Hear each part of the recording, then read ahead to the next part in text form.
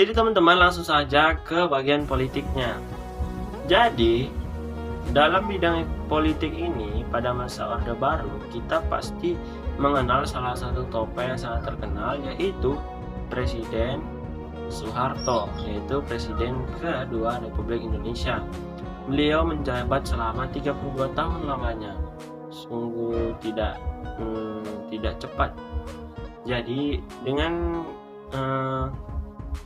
jabatannya yang begitu lama, pasti banyak kebijakan-kebijakan yang dilakukan dalam bidang politik dan ekonomi.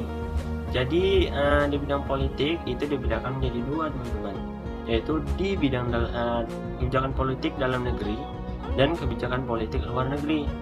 Kebijakan kita akan membahas tentang satu-satu terlebih dahulu. Kebijakan politik dalam negeri.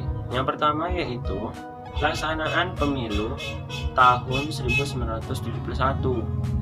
Jadi pelaksanaan pemilu ini sangat berbeda dibandingkan dengan pada tahun 1955, yaitu pada masa Orde Lama atau reformasi. Pada masa revolusi. Jadi di sini pemerintah Orde Baru sangat memihak kepada satu peserta dalam pemilu, yaitu Golkar, sehingga dari pemilihan ke pemilihan terus saja pasti golongan karya atau Golkar yang selalu menang. Jadi kalian dapat menyimpulkan apa sih dari pelaksanaan pemilu tahun 1971 ini. Yang kedua yaitu penyederhanaan partai politik. Teman-teman, pada Orde Baru ini dilakukannya lah penyusutan atau pembatasan partai politik, di mana partai politik itu hanya tinggal 2 dan 1 golongan karya. Yang pertama itu Partai Persatuan Pembangunan, ya, P3 atau PPP. Dan yang kedua itu Partai Demokrasi Indonesia, dan terakhir yaitu golongan karya. Jadi selanjutnya yang ketiga yaitu dwifungsi ABRI. Jadi teman-teman, dari katanya aja dwifungsi, yaitu berarti fungsi ganda atau memiliki 2 fungsi sekaligus. Jadi dwifungsi ABRI ini memiliki peran yang ganda, di mana mereka juga mempertahankan keamanan dan juga berperan di bidang sosial politik. Jadi di bidang sosial politik ini mereka serta aktif atau turut aktif dalam membangun pembangunan. Jadi pada masa ini ABRI sangat dominan kedudukannya.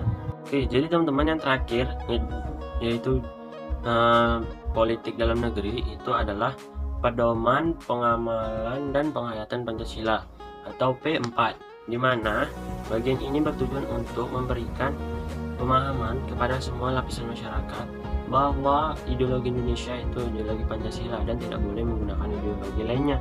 Selanjutnya yaitu kebijakan politik Indonesia di luar negeri. Jadi teman-teman, ada beberapa, antara lain yang pertama itu adalah Indonesia kembali menjadi anggota PBB. Tepatnya pada tanggal 5 Agustus 1965, Indonesia dikucilkan atau keluar dari PBB, sehingga lama-kelamaan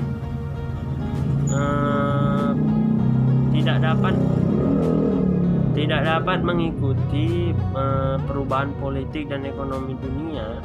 Hal itulah yang menyebabkan Indonesia kemudian berkeinginan masuk kembali ke PBB, dan secara resmi pada tanggal 28 September 1966, sekitar 1 tahun setelahnya, Indonesia kembali masuk lagi atau aktif kembali di PBB. Dan jadi teman-teman, yang terakhir yaitu adalah memperkuat kerjasama region dan internasional. Jadi upaya-upaya yang dilakukan oleh Indonesia pada tahun itu, yaitu baik region atau internasional. Yang pertama, ikut serta dalam pembentukan ASEAN, di mana Indonesia merupakan salah satu pendiri anggota ASEAN. Yang kedua yaitu menerjunkan tim Garuda di misi perdamaian. Yang ketiga itu adalah berperan aktif atau ikut serta dalam organisasi Islam atau OKI. Dan terima kasih, sayonara akan dilanjutkan oleh teman saya Kevin. Halo teman-teman, perkenalkan, nama saya Kevin Bosmanta. Saya dari kelas 12 IPA 3. Saya berasal dari sekolah SMA Negeri 1 Galang, Kecamatan Galang, Kabupaten Deli Serdang, Provinsi Sumatera Utara. Nah, jadi saya di sini akan membahas mengenai kehidupan ekonomi pada masa Orde Baru. Oke, pemerintahan Orde Baru memiliki slogan yang menunjukkan dua fokus utama mereka dalam memperlakukan kebijakan ekonomi, yaitu adalah trilogi pembangunan. Nah, apa sih isi trilogi pembangunan? Nah, trilogi pembangunan isi yang pertama yaitu pertumbuhan ekonomi yang cukup tinggi. Yang kedua, pemerataan pembangunan dan hasil-hasilnya yang menuju kepada terciptanya keadilan sosial bagi seluruh rakyat. Yang ketiga yaitu yang terakhir adalah stabilitas nasional yang sehat dan dinamis. Nah, itu tadi adalah isi dari trilogi pembangunan. Bukan tanpa sadar, trilogi pembangunan dibuat karena Indonesia mengalami inflasi yang sangat tinggi pada tahun 1966, kurang lebih itu sebesar 650% dalam setahun. Nah, dengan ini ya ada beberapa kebijakan ekonomi yang dikeluarkan pada masa Orde Baru, yaitu sebagai berikut.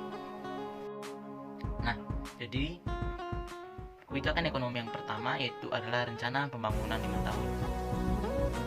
Pada April tahun 1969, pemerintah menyusun rencana pembangunan 5 tahun atau RPLITA yang bertujuan untuk meningkatkan sarana ekonomi, kegiatan ekonomi, serta kebutuhan sandang dan pangan.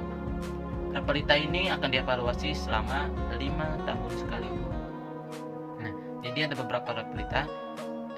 Yang pertama ada RPLITA pertama dari tanggal 1 April tahun 1969 sampai 31 Maret 1974. Nah, sasaran utama yang hendak dicapai adalah pangan, sandang, papan, perluasan lapangan kerja, dan kesejahteraan petani. Pertumbuhan ekonomi berhasil naik 3-5,7%, sedangkan tingkat inflasi menurun menjadi 47,8%. Namun, kebijakan pada masa RPLITA 1 dianggap menguntungkan investor Jepang dan golongan orang-orang kaya saja. Hal ini memicu timbulnya peristiwa malapetaka 15 Januari atau Malari. Nah, selanjutnya RPLITA 2. Nah, RPLITA 2 ini dibentuk pada tanggal 1 April 1974 sampai berakhir itu 31 Maret tahun 1979. RPLITA 2 ini menitik beratkan pada sektor pertanian dan industri yang mengolah bahan mentah menjadi bahan baku. Yang ketiga yaitu ada RPLITA 3. Ini mulai pada tanggal 1 April tahun 1979 sampai dengan berakhirnya 31 Maret tahun 1984. Nah, RPLITA 3 ini menekankan pada trilogi pembangunan dengan menekankan pada asas pemerataan. Nah, yaitu sebagai berikut.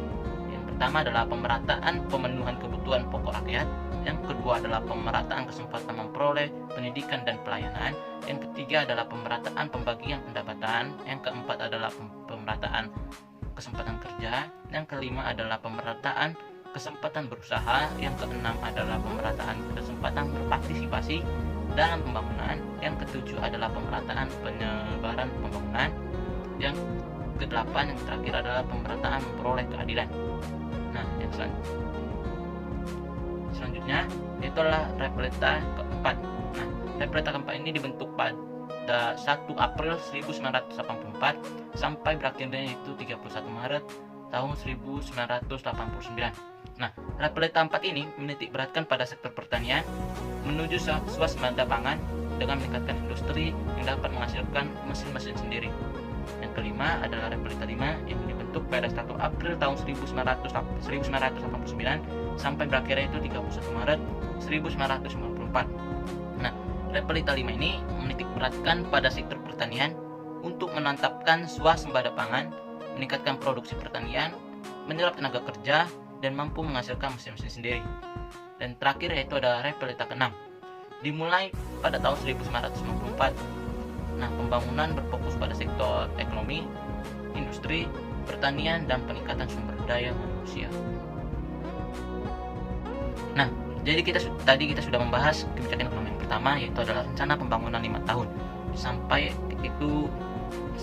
dari Repelita 1 sampai Repelita ke-6. Nah, sekarang kita akan membahas kebijakan ekonomi yang kedua, yaitu adalah revolusi hijau.